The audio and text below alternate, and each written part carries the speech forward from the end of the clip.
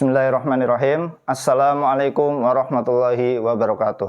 Teman-teman yang dirahmati oleh Allah Subhanahu wa Ta'ala dimanapun berada, semoga dalam keadaan bahagia. Ketemu lagi dengan channel Kang Asep.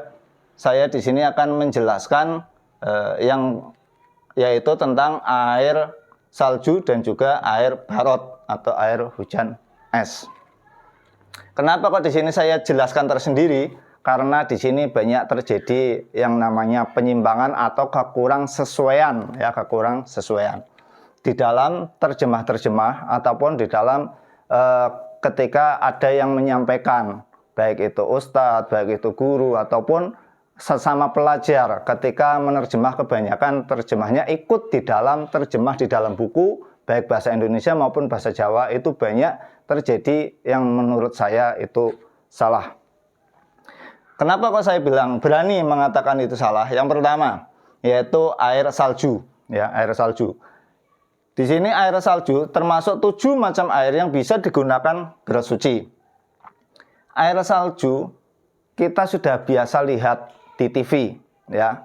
Air salju itu adalah air yang turun dari langit dalam keadaan cair kemudian membeku di bumi ketika suhunya sangat dingin. Dikarenakan suhunya sangat dingin, itu yang disebut air salju. Itu rata-rata di kitab fikih penjelasannya seperti itu semua. Dalam artian tidak lepas dari ini. Tidak ada yang mengatakan di situ adalah kalau diterjemahkan biasanya diterjemah dengan air es, kan gitu, air es.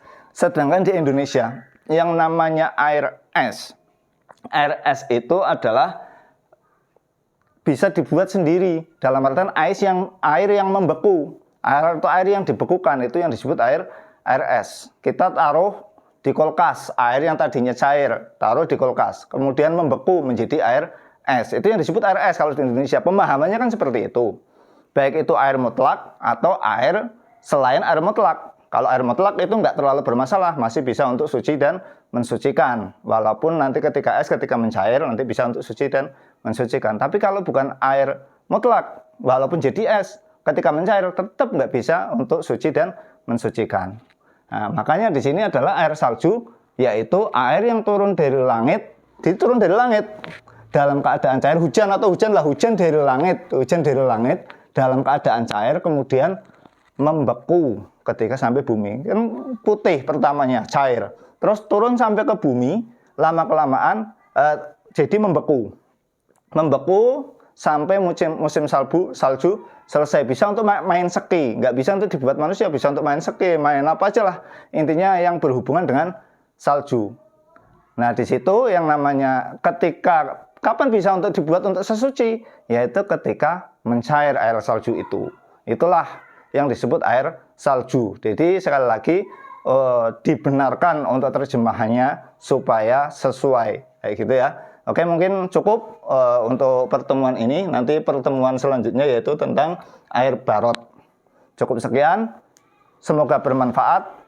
Kalau menurut Anda bermanfaat, silahkan di like, subscribe, dan juga share. Jangan lupa ketik lonceng supaya mendapatkan info-info selanjutnya atau pelajaran-pelajaran berikutnya. Cukup sekian. Wassalamualaikum warahmatullahi wabarakatuh.